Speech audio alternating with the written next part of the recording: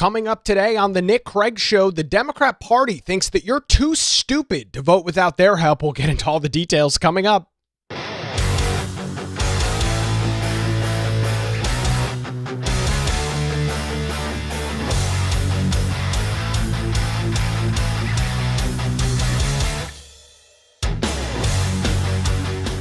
And a good Thursday morning to you. Welcome into the Nick Craig Show, streaming live this morning on YouTube, Rumble, X, and Facebook. Don't forget that you can take the show with you 24/7 on demand in your favorite podcast app. You can also listen to the program online by visiting the website, nickcraig.com. Our program this morning, as always, is brought to you by Melissa Gott and the team over at the Law Group in Wilmington. For any legal challenges you might be facing or dealing with, visit them at lawgroupnc.com. We'll hear more from them coming up a little bit later on in the program this morning.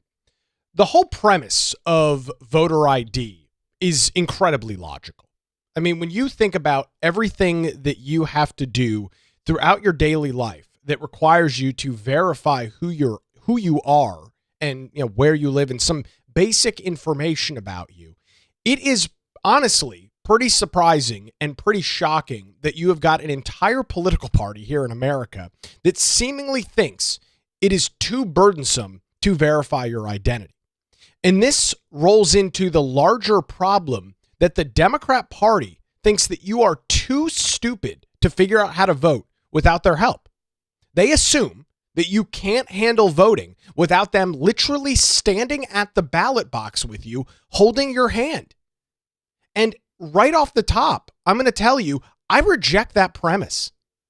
I completely and 100% reject the idea that the American people are so stupid and so incompetent that they cannot figure out how to vote.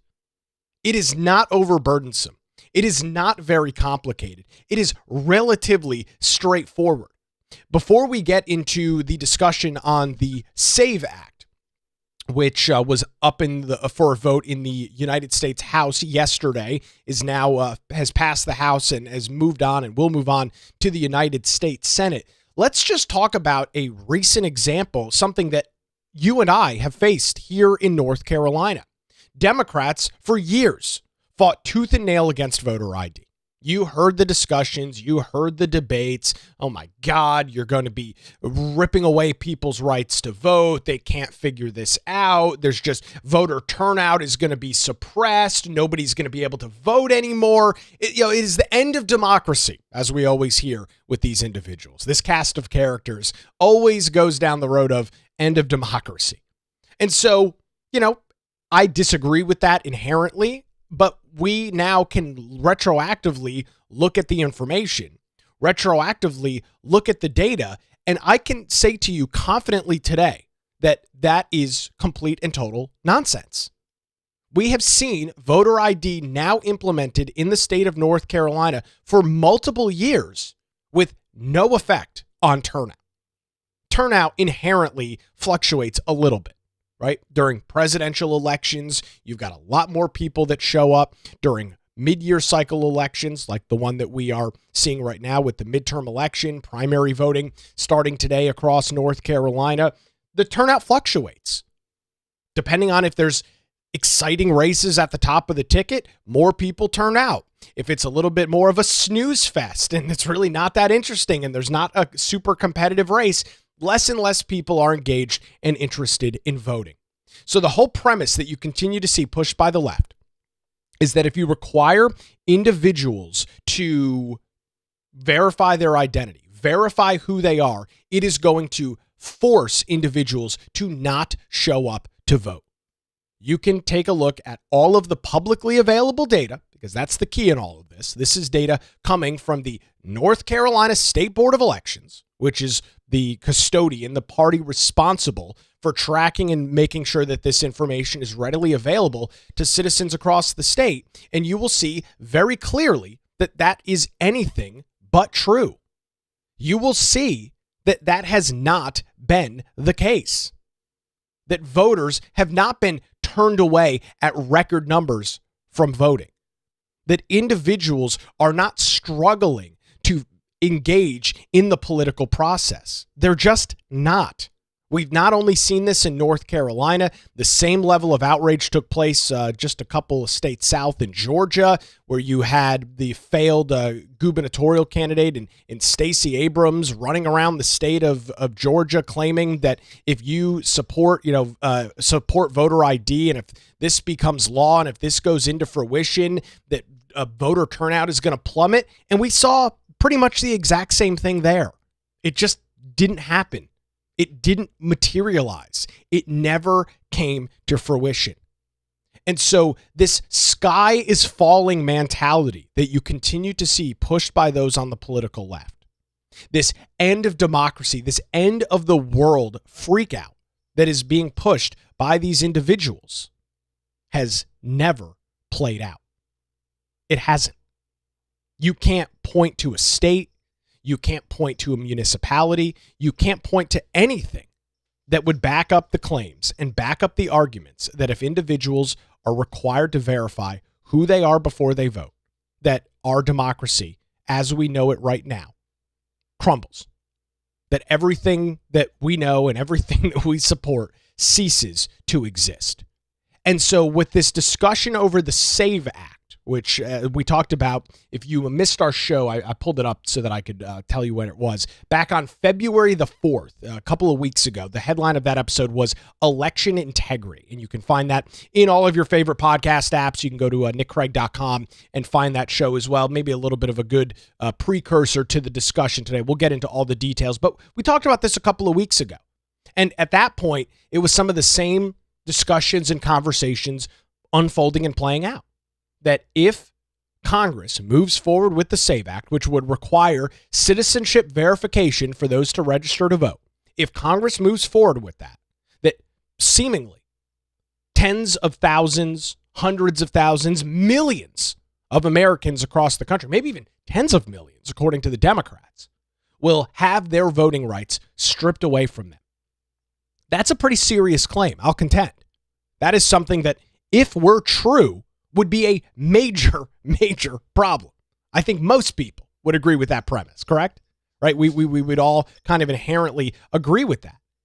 And so as you watch this conversation continue to play out, as you watch this continue to unfold, you need to remember, and I will continue to remind you, that all of these doomsday suggestions, all of these doomsday sky is falling, people will no longer be able to vote suggestions that have been pushed forward by the Democrats are just complete and total BS. And, don't necessarily take my word for it. Look at the data. I mean, that's the thing that needs to be taken away in all of this. Let's look at what we've seen. Let's look at what voter turnout has shown since things like voter ID have been implemented in states like North Carolina, like Georgia. None of it has come to fruition. So yesterday, Wednesday, in the United States House, you had the Republicans there leading this charge over the SAVE Act. Now, it is interesting because just one Democrat voted in favor of this. That representative's name is Henry Kohler. He is a Democrat from Texas who supported this SAVE Act, the Safeguard American Voters Eligibility Act, also known as the Save America Act.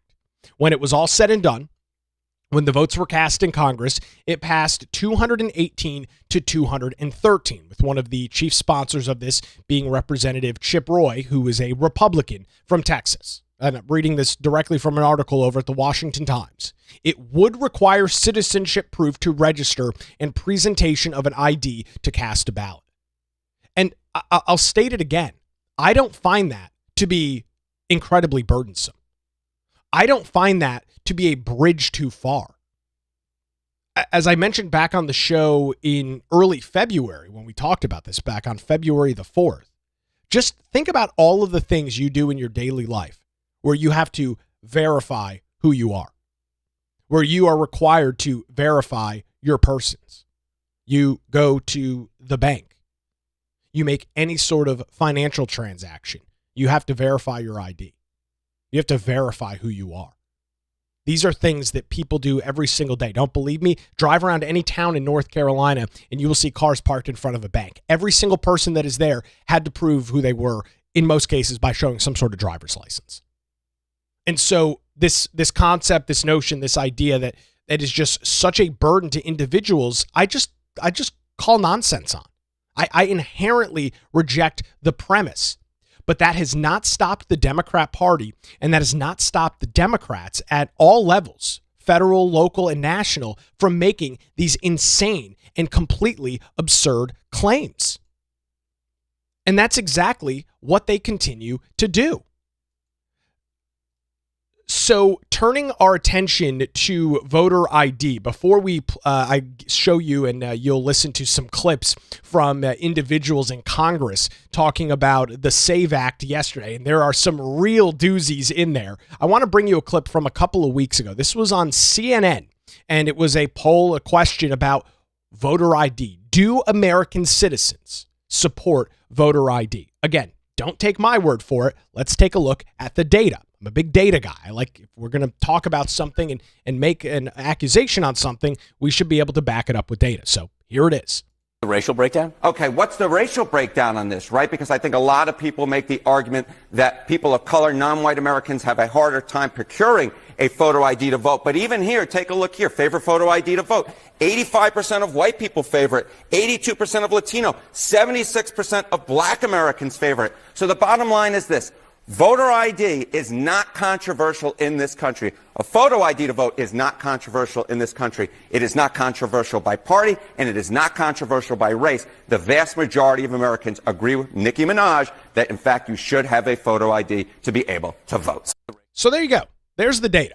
There's the evidence to back up the hypothesis, back up the claim that the vast majority of people do not find showing up with a driver's license, which nearly everybody has, they do not find that to be incredibly burdensome. Why is that relevant? Because some of the arguments and some of the claims that you saw in Washington, D.C. on Wednesday, of which I'll bring to you today, you need to have this background knowledge of what the actual statistics show, what people actually believe about this stuff. Right? 95% of Republicans and 71% of Democrats. You break it down by racial demographics, it's the exact same thing. Everybody supports this stuff.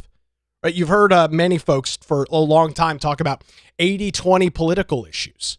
This is an 80-20 issue, folks, and it's almost exactly an 80-20 issue based on the data, based on the numbers. 80% of people agree with it, and you've got a very small minority, 20%, that say, nope, can't do this, it's too burdensome. So let's listen to some of the arguments of this situation. Here is a Democrat representative, Adelia Ramirez, who is from the state of Illinois, so an incredibly blue state in Illinois. This is the argument that she made on the floor of the United States House yesterday as it relates to voter ID. Look, as I hear my colleagues on the other side of the aisle, what I hear is the same racist, misogynistic trash, different decade. Republicans are invoking historical policies intended, let's be clear, to disenfranchise Americans, especially working people, women, students, indigenous people, and anyone who can't afford the burdens of a new bill. The Save America Act is yet another Republican attempt to intimidate and suppress the votes of anyone who threatens their extremist white supremacist agenda. Wow. That's a lot to deconstruct there in 33 seconds. So I guess it would be accurate to say, using her argument, because again, we just looked at the data, that 85% of white people, 82% of Latinos, and 76% of black people are racist. Because that's who supports voter ID according to this poll. And under the same logic, 71% of Democrats are racist and 95% of Republicans are racist. So she's essentially saying 80% of the country, if not more, is inherently racist and misogynistic. And when it all rolls downhill, this is supporting white supremacy somehow. Again, even though across racial backgrounds, white, Latino, and black, voter ID, showing and verifying who you are before your vote, is an incredibly popular thing. I'll provide you and remind you of those numbers one more time. 85%, 82%, and 76%. So accurate to say that 82% of Latino people are white supremacists? 76% of Black Americans are white supremacists? I mean, that's what this data would show us. That's what this polling would show us. And anybody that supports voter ID is a racist. This is the same tack that you have heard now from Democrats for decades. And I will contend to you today that this stuff it no longer has any meaning. When you've got something that is so incredibly popular across party lines, and let me make sure I kind of back up and frame this accurately. Very few issues in politics are 80-20.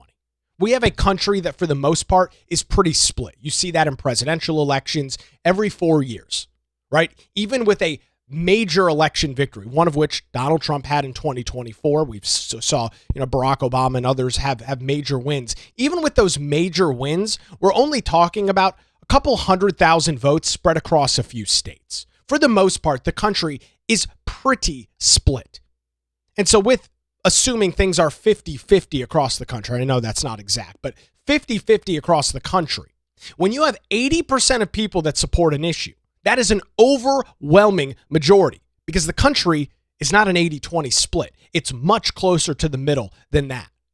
But if you believe some of the nonsense out of these Democrats' mouths, you would be of the mindset that all across the United States, people are objecting to this concept of voter ID. And again, I will inherently reject that premise. Here's Representative Torres from the great state of New York and her comments on voter identification and the SAVE Act. Here's who it will hurt. More than 140 million Americans don't have a passport, including Republicans, by the way. As many as 69 million women who follow the traditional practice of changing their name after marriage do not have a birth certificate that matches their legal name. Republicans know this and want to use that misinformation to block them from voting. This bill would eliminate the voter registration methods over 90% of Americans rely on, including online, mail-in, and DMV registration. In rural areas, Americans would be forced to drive 7 or 8 hours round trip just to show documents, and they would have to do it every single time they move. When Kansas tried a similar law, 32,000 eligible citizens were blocked from registering. 0 non-citizens were found because election officials had already verified their eligibility. Republicans call this voter ID. This is voter suppression. When they can't win on ideas, they try to win by blocking the ballot and taxing your right to vote. So there you go. So it's your right to vote is now being taxed, and you're going to have to drive 8 hours round trip every single time you want to vote to get all of your ducks in a row, to get all of your paperwork dealt with, to go through all of the incredibly burdensome requirements like verifying that you are a U.S. citizen to register. I'm kind of coming to the conclusion that the Democrat Party thinks that everybody is just inherently very stupid. I have come to the realization that the Democrat Party believes that the vast majority of Americans are just dumb, that they're incompetent, that they are incapable of doing some of the most basic tasks that are required. And the argument against this always is, how do you go about your life without ever having to verify any of this information? You can't have a job, you can't rent an apartment, you can't buy a house, you can't open a bank account. I mean, you can do arguably nothing in society without verifying who you are. But Democrats want to blow this out of proportion and make it seem like you're incapable of doing anything. And so maybe I'm in the minority here. I believe the American people are a lot smarter than this. I don't inherently believe that the American people are incompetent. I don't inherently believe that the American people are so stupid that they can't figure out how to go through a process. Right? Look at Real ID, which has now been rolled out all across the country. Look at what the requirements are for Real ID. Guess what you have to do to get a Real ID? You have to bring a social security card or a birth certificate. You've got to bring what is it, 3 forms of documentation, a power bill, a water bill, a internet bill to verify your address. There's a whole bunch of requirements for a real ID, which, by the way, you now need to fly or enter a federal building. So under this same logic that you hear from Democrats in Capitol Hill, they are now boxing people out of visiting their own buildings, right? Because federal buildings and state buildings are ours. We're the taxpayer. We pay for those things. I don't hear Representative Torres from New York arguing that the U.S. Capitol's restrictions on verifying who you are with a real ID are too burdensome. So it's kind of an interesting quagmire that she's got there. How about Representative Katherine Clark? She is a Democrat. She is the House Democrat whip, so she is high up in leadership. This is what she had to say on the floor of the United States House on Wednesday. They're trying to say this is a voter ID bill. It is. That's not what's happening here. Let's just look at a typical mom. You guys must know some working mothers. The ones that I hear from across my district and across this country, they are struggling to put food on the table for their kids, working 2 jobs to try and make ends meet, trying to juggle getting their kids to school, maybe catching an occasional game, fearing they're never going to be able to find childcare they can afford, and praying nobody in the family gets sick because they can't afford a doctor either. And now you're going to say to those women, because they got married and changed their names, they have to go down to a clerk and prove they're citizens, sign affidavits, do this in person. This is a minefield of red tape that you have put in front of women and American citizens. So for all of the great women that listen to the Nick Craig Show, we've got wonderful women in our audience. Representative Katherine Clark believes that you're too stupid. Frankly, she believes that women are just too incompetent to operate in our society. It's just too burdensome. Women, they just can't figure it out. They need to be treated differently than everybody else because they're women. Notice how her whole conversation was about how women can't do this, women can't do that. Isn't that inherently incredibly misogynistic? That women are just so fragile in society, women are so incompetent that they can't figure this out? What is this argument? Women are too stupid to figure out how to vote. That's what I take away from. Women they just can't do it. It's too burdensome for them. If that's the case, then I guess they can't have jobs, they can't buy homes. They can't do anything in society. They're too incapable. It's too burdensome. They're too busy with everything else. So I guess this is just a bridge too far for women. So my deepest apologies to all of the great women in the audience of the Nick Craig Show. Democrats think that you're a bunch of incompetent morons. I'm sorry. I'm not saying that, but that's what the argument is here. It's incredibly misogynistic. It's incredibly ridiculous, and it's incredibly stupid. I mean, this is just such a ridiculous conversation to even unfold. But hey, I guess that's what the Democrat Party truly thinks about large swaths of the American people. Based on your racial background, based on your sex, based on things that you have no control over, contrary to what the Democrats want you to believe. Can't change your gender. And so with all of that, you just can't figure it out.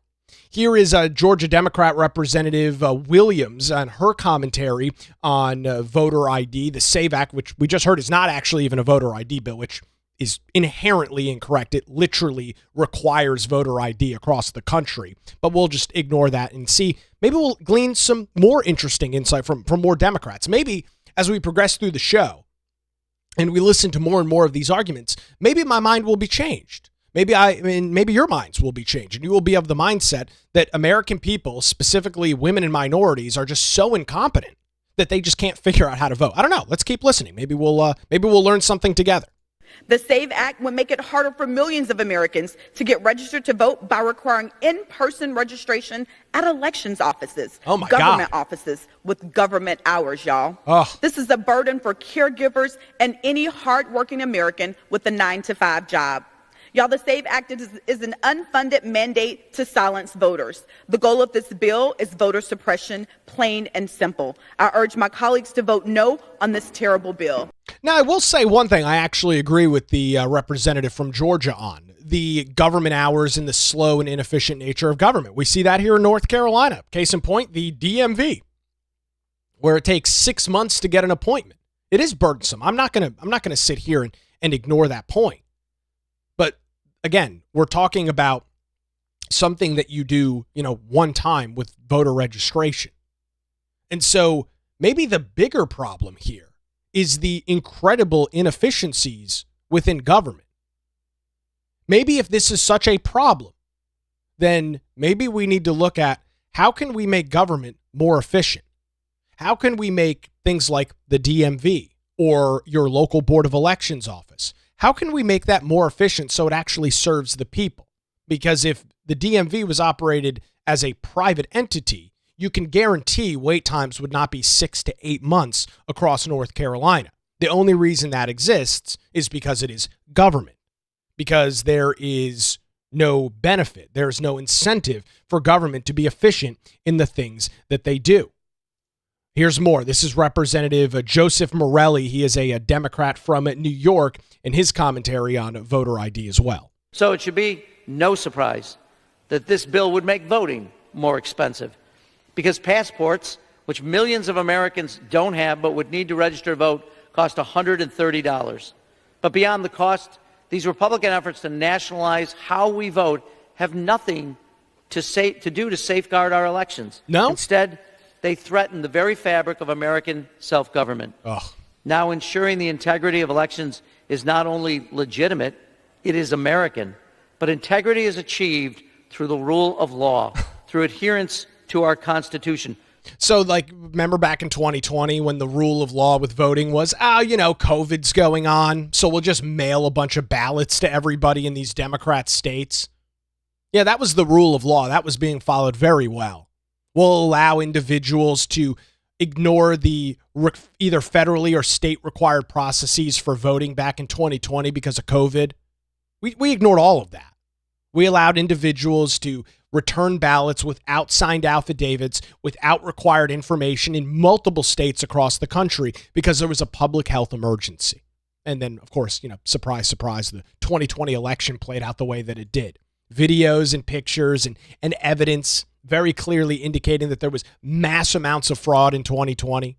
I mean, I think on the show back in early February when we talked about this, I played that clip from CNN where CNN is standing at a ballot box. Some moron that works for CNN is standing there with a mask outside saying, "Look at this, everybody's voting." And some lady, which is insane to me because I just was told that women are too incompetent to figure out how to vote. But in this video, this woman pulls up and is literally got a stack of 30 ballots in her hand and is just shoving them into a ballot box. I think it was in Illinois or some other left-leaning state. So we did have this problem. We do continue to have this problem. We have states like New York and California that continue to give non-citizens driver's licenses and allowing them to vote. When they are asked on their DMV form whether they'd like to register to vote, many of them are selecting yes, and there's no additional requirement necessary. Elections need to be easy to vote in and hard to cheat in. That is the standard that we need to set. Easy to vote, hard to cheat. That is not a bridge too far. I'll get into some additional commentary on this, plus some great comments coming in on our Rumble live chat this morning as it relates to voter ID. For example, why do so many men want to become women? If it's so hard to be a woman, why do so many transsexuals exist? Yeah, I guess that's a great point. Right? Everybody's changing their gender. I mean, based on what I've learned watching this proceeding in the United States House yesterday, I don't know why anybody would want to be a woman. I mean, it's just you can't sufficiently operate in life. you're just you're just so incapable. You're so incompetent to do anything without the Democrat Party standing there and holding your hand. Man, learning a lot of great information this morning on the program. We'll get into more of that coming up here in just a couple of minutes. Before that, I'd like to thank the law group here in Wilmington, Melissa Gott and her team. Melissa is a woman as well and wants to remind you that when legal challenges arise, make sure you put your trust in the law group. This is amazing because Melissa Gott has her own business. She started all the way back in 2003, and their experienced attorneys have provided high-quality, affordable legal services across eastern North Carolina. Whether you're facing issues like a divorce, navigating a real estate transaction, or maybe you're in a position where you need a strong defense, if any of those issues fit you, the law group has your back. Their dedicated team ensures your questions are answered and issues are resolved as quickly as possible. Great news, ladies and gentlemen. They're located in downtown Wilmington and just a phone call away at 910-251-6088, or you can visit them online at lawgroupnc.com. Give them a call, 910-251-6088, or their website, lawgroupnc.com. The Law Group. Experience and dedication you can rely on. We appreciate the law group and their continued support of the Nick Craig Show. All right, if you haven't been having enough fun yet, we'll grab a break and continue with this as Democrats continue to argue that women, minorities, and pretty much everybody is just so incapable of dealing with daily life that they need to be there to hold your hand. The Nick Craig Show continues streaming live this morning on YouTube, Rumble, X, Facebook, and available 24/7 wherever you get your podcasts.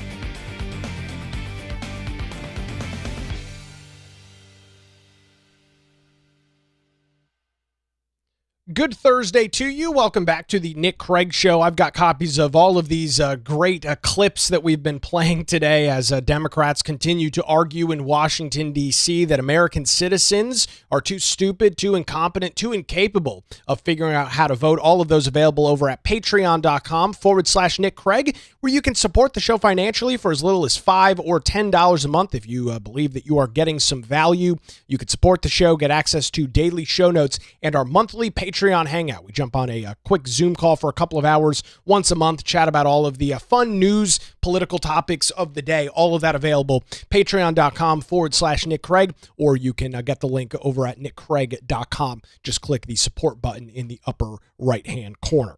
So we're discussing the SAVE Act. We are discussing election integrity, and we are discussing voter ID. Something that, as we set up earlier in the program, the vast majority of Americans support. 95% of Republicans support voter ID. 71% of Democrats support voter ID. Average those numbers out, you've got an 80-20 issue on your hands, where more than 80% of the people across the country, regardless of their political affiliation, regardless of their racial demographics, support voter identification, support individuals simply handing over a driver's license to an election official and saying, this is who I am, before they cast a ballot. It's never been burdensome. It has never intended to be burdensome. But Democrats now, for the last 20 some odd years, have continued to make these ridiculous claims that you've heard today, that individuals are too stupid to figure out how to vote. The same discussions, same arguments played out here in North Carolina over voter ID, which passed, by the way, as a constitutional amendment a decade ago. Democrats fought tooth and nail. They fought it in court. They were able to delay it up until just a couple of years ago. Voter ID is now in effect here in North Carolina. If you're voting today, over the next couple of weeks ahead of the March the 3rd primary, you need to bring an ID. That's what the state law has been now for a couple of years. And guess what? People are still voting. Turnout continues to be, well, unfortunately very low, but on track and on pace with what it has always been in primary and general elections. The numbers are right on track. The numbers are right on board. So it's not been suppressed. There's not been disenfranchisement of voters. There's no data. There's no evidence. There's no statistics, nothing to back up that claim. Yet this is what Democrats continue to argue. Here is Alabama Democrat Representative Terry Swell on the House floor on Wednesday, arguing, well, pretty much the same thing as her colleagues.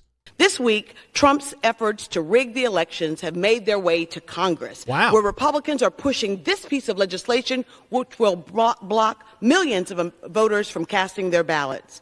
Let us be clear, this is not a voter ID bill. It is a voter suppression bill, plain and simple. This bill is so extreme that even driver's license would be insufficient to register to vote. Instead, Americans would be required to present their birth certificate or their passport. The reality is that half of Americans do not have a passport.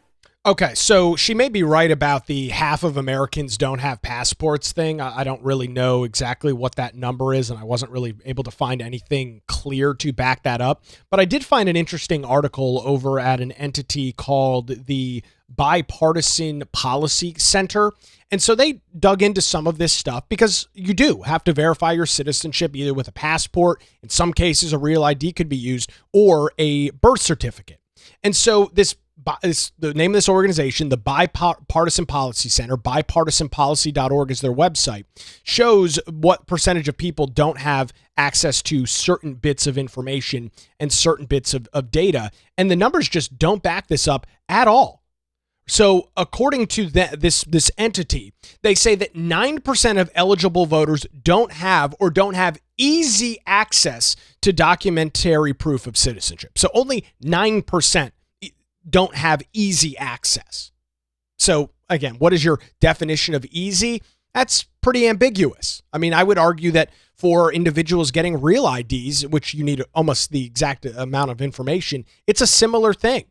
52% of registered voters don't have an unexpired passport with their current legal names, and 11% of registered voters don't have access to their birth certificates. And so these numbers are not overwhelmingly high. And so this idea that tens of millions of Americans are going to be boxed out of this, I just, again, reject. I completely and inherently reject it. And so regardless of what the Democrats want to argue on Capitol Hill, they passed the SAVE Act, Session Bill 1383. 218 yays, 213 no's, with one Democrat from Texas crossing over the aisle and voting with his Republican counterparts for what can only be described as, for the vast majority of American people, a common sense piece of legislation. One other interesting thing I want to show you is I went to Google and started searching about this. And so if you go to Google and search, how does the SAVE Act, and then it shows you the search results. Look at what these top results are. How does the SAVE Act affect women? How does the SAVE Act affect work? How does the SAVE Act affect married women, affected veterans, affect me, affect military? So the Democrats, to their credit, have done a pretty good job at building this narrative, because the top search result when you type in, how does the SAVE Act blank, is affect women. And I guess because they've been yelling and screaming about this stuff on Capitol Hill for long enough, they have successfully convinced women across America that they will no longer be able to vote under this legislation. That is what, to their credit, they've been successful in doing. Is it backed up with any evidence? Is it backed up with any data? No, not really. And so the question is, now that it has passed the United States House successfully, what happens in the U.S. Senate? This is a major issue for John Thune. He is the Senate Majority Leader in Capitol Hill in the United States Senate. Mike Johnson, speaking yesterday afternoon, talked about how he has already had a conversation with Leader John Thune, and there's a little interesting nugget in here that I want you to listen to. I stay in close contact with Leader Thune, and we met yesterday, actually, and talked about this. I told him that it would be coming over. We were certain to pass it, and we would send it, and hopefully we'd get a few Democrats. We got one, okay? So it's a bipartisan bill. It's going to the Senate, and I think Leader Thune is committed. I mean, I know he is to getting this to the floor, but we want to get it not just to the floor, but to the president's desk. We need to get this signed into law. It's really important for all the reasons stated here. We have a custom between us. He doesn't tell me how to run the House. I don't tell him how to run the Senate.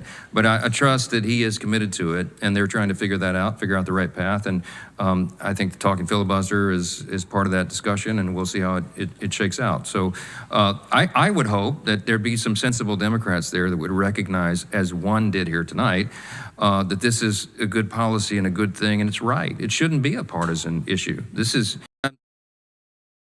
And he's right. It's, shouldn't be and is not, to me, a partisan issue. And he kind of buried it there in the discussion in his conversation with John Thune, saying, hey, we have respect for each other. He doesn't tell me how to do my job in the House.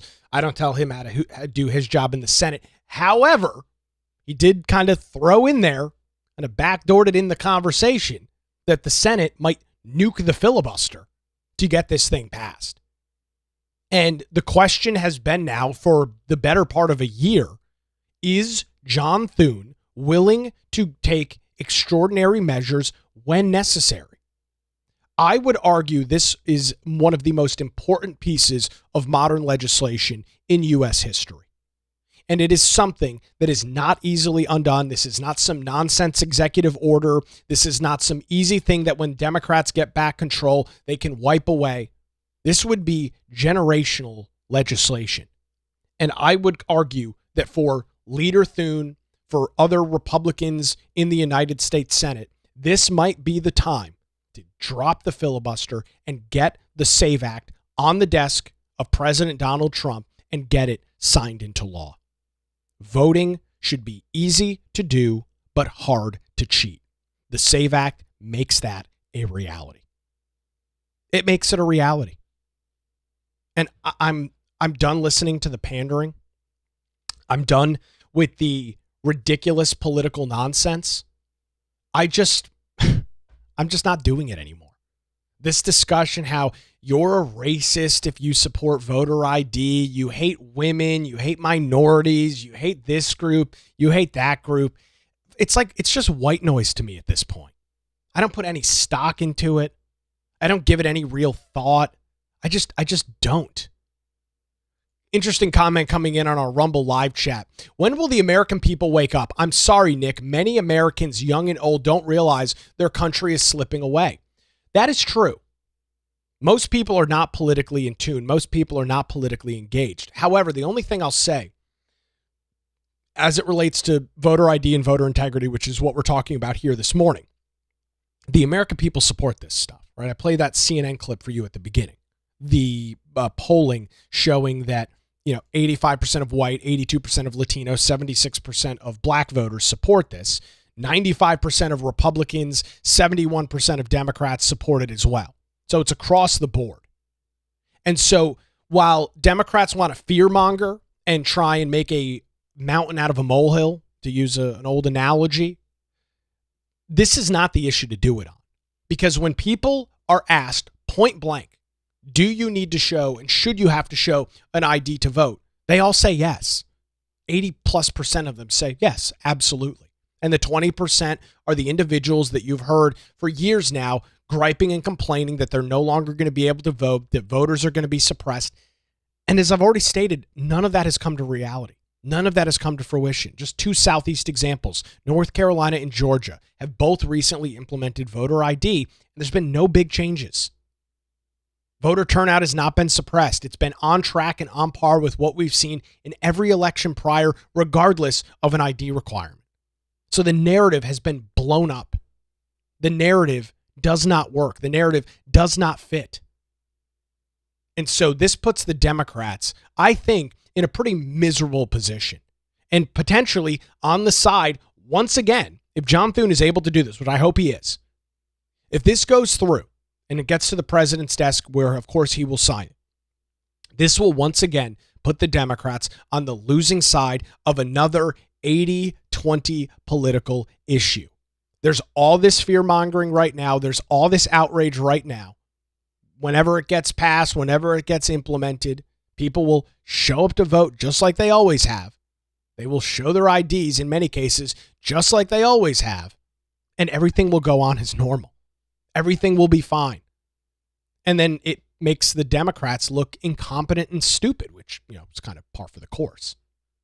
But it will completely blow out their narrative and prove that, once again, they fearmongered an issue that doesn't exist. And I mean, I'm sure if I went back in my archives, I can find the clips and the discussions here in North Carolina through 2016, 17, 18 into, right around COVID. It was these same discussions taking place. You had Democrats on the floor of the General Assembly yelling and screaming about this, how people aren't going to be able to vote anymore. And it was just, frankly, complete and total bullshit. It just never happened. It never materialized. And so it's another risky venture here for the political left because it's really not going to be that big of a deal. I mean, it's just not. There's nothing that I've seen, no discussions that I've heard, no evidence to back up that this is going to suppress voters across the U.S. And so they've got, all of their chips on the side of this is going to be a disaster. And when it doesn't come to fruition, they just look like fools. They look like clowns. And that is, for me, fortunately, for them, unfortunately, become one of the main standards now in the Democrat Party.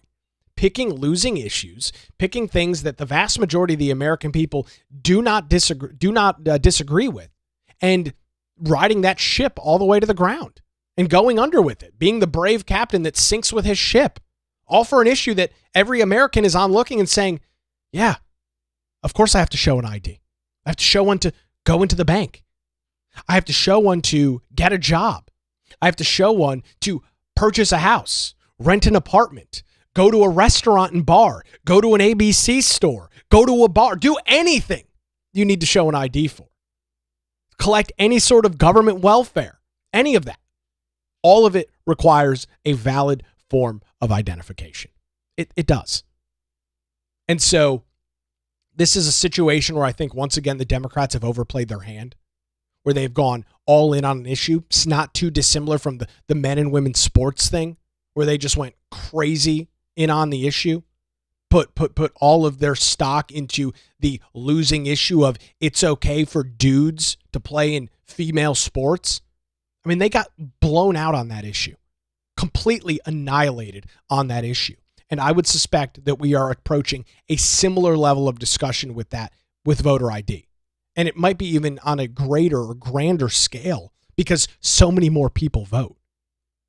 I mean, you've got in a presidential election across the entire country, somewhere in the ballpark of like 130 or 140 million people voting when it's all said and done and it's all tallied. It's a lot of people. And so they're all going to go and vote and say, wow, nothing changed. Nothing was that different.